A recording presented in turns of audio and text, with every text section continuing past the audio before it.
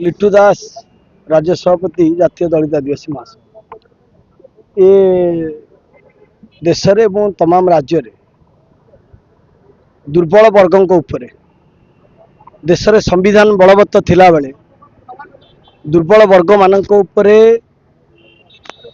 गोरक्षा ना जो भली भावे अमानवीय अत्याचार होउची अमानवीय हिंसा होउची आक्रमण होउची हत्याकांड करा जाउची दिन दीपरे एवं बीच रोड रे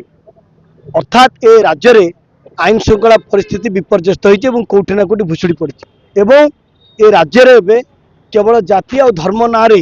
जो भली भावे लोकन को लड़ा जाउची विकास रो कथा सुने गैस 890 टंका पहुँचलानी डाली 200 पहुँचलानी बेकारी केमती रोजगार पाइब से प्रसंग आ राज्य रे देखा जाऊ नहीं किंतु राज्य रे प्रतिदिन गाई कोठी पड़ीगला गाई कोठी मरिकी पड़ी एवं से ना रे लोकों को हिंसा करवा दुर्बल लोकों ऊपर एससी एसटी माइनोरिटी अत्याचार करवा जुलुम करवा ये कथा कोठी ना कोठी घटुची से कथा को दृढ़ प्रतिवाद विरुद्ध रे आज विभिन्न सामाजिक संगठन माने विभिन्न पॉलिटिकल पार्टी लीडर माने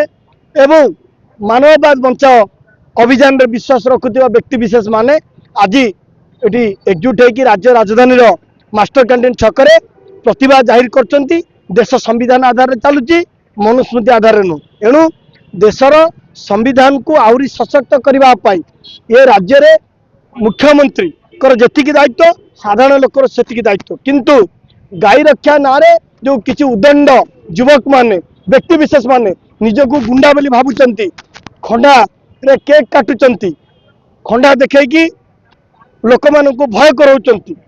ये कथा कोठी ना कोठी आईन रो व्यवस्था उपरे कलंक लगी जाइछि बोली साधारण को लोकों को मन में सृष्टि हेलानी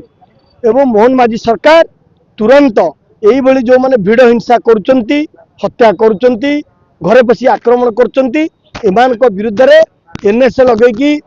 निज सरकार रो स्वच्छता प्रमाण दियंतु नले आगामी दिन में ये देशर राज्य रे गरीब वंचित शोषित निष्पेषित वर्ग रास्ता को लक्ष लक्ष संख्यार ओल्लैबे गाँ गाँ रे जवाब देबे कारण ओडिशा गोटे शांतिप्रिय